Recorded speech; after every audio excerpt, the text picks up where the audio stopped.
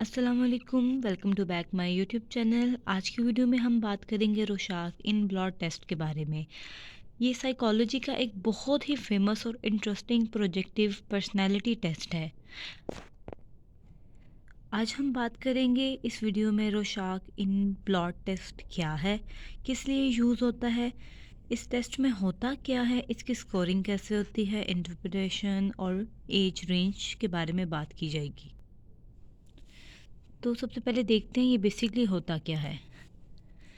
अगर इसके इंट्रोडक्शन में देखा जाए तो जो ये टेस्ट है रोशाक इन ब्लड टेस्ट, ये एक प्रोजेक्टिव टेस्ट है जो डेवलप किया हरमन रोशाक ने 1921 में।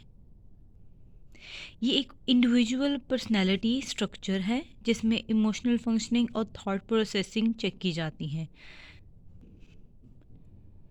इस टेस्ट में एक पर्सन को 10 इन ब्लॉक कार्ड्स दिखाए जाते हैं और उससे सवालात किए जाते हैं कि उसे इन कार्ड्स में क्या नज़र आ रहा है, ताकि उसकी इनर फीलिंग्स, परसेप्शंस और अनकॉन्शियस थॉट्स का पता चल सके। चलिए अब हम देखते हैं रोशाक इन ब्लॉक टेस्ट के कार्ड्स को। जैसा कि आप ये देख सकते हैं कि ये 10 कार्ड्स हैं। ये हम अपने क्लाइंट को दिखाते हैं और उनसे फिर पूछते हैं कि उन्हें इनमें क्या नज़र आ रहा है।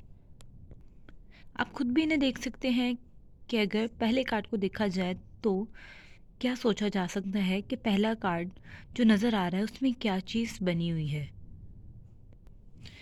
अब हम चाहते हैं कि बेसिकली इनमें कौन कौन से कलर ऐड हैं। जो इसमें मटेरियल यूज़ किया गया है इन 10 कार्ड्स में, इसमें 5 ब्लैक और वाइट कार्ड हैं, 2 ब्लैक, वाइट और रेड कार्ड हैं और 3 मल्टीपल कलर्ड कार्ड हैं। अब हम बात करते हैं इस टेस्ट का लेने का तरीका। सबसे पहले हम उस पर्सन को एक बिल्कुल खामोशी की जगह पर बैठाएंगे और उसे 1 बाय 1 ये कार्ड दिखाएंगे। इसकी कोई टाइम लिमिट नहीं है और ना ही उसे डिस्टर्ब किया जाएगा। जो वो खुद सोचेगा उसके बारे में वही आंसर करेगा और हम उसे एक पेपर के ऊपर लिखते जाएंगे। हम जस्ट उससे यही पूछेंगे कि आपको इस पिक्चर में, इस कार्ड में क्या नज़र आ रहा है।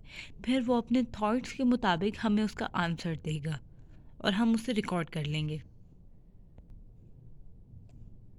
आप यहाँ पर भी इसे देख सकते हैं कि ये कार्ड्स बेसिकली 1 बाय 1 दिखाए जाते हैं, लेकिन ये एक ही फ्रेम में बने हुए हैं। 10 है कार्ड्स हैं।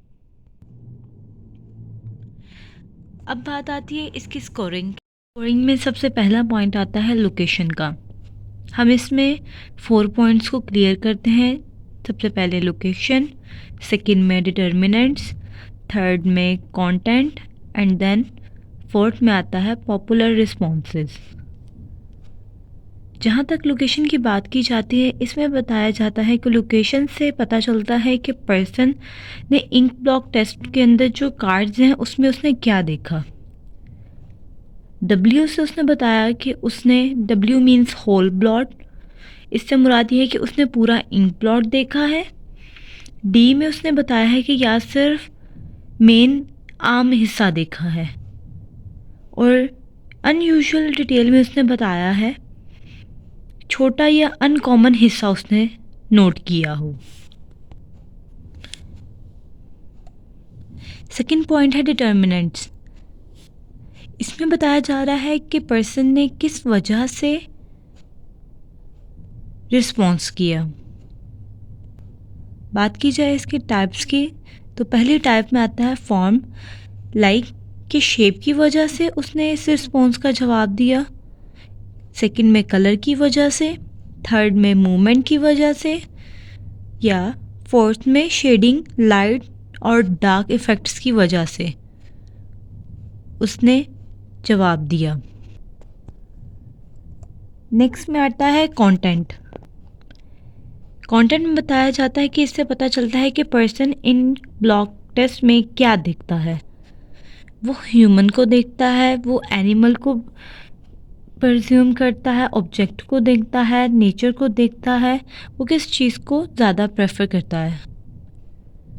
फोर्थ वन में बताया जा रहा है कि पॉपुलर रिस्पॉन्स से मुराद वो है वो रिस्पॉन्स होते हैं जो ज़्यादातर लोग देते हैं। ज़्यादा पॉपुलेशन रिस्पॉन्स वही देती है। अगर ज़्यादा पॉपुलेशन रिस्पॉन्स वही दे तो रियलिटी कंटेंट अच्छा हो जाता है। सेकंड जो उसने बात की है, बहुत कम पॉपुलर रिस्पॉन्स होता है, वो अनयूजुअल थिंकिंग में कंसीडर किया जाता है।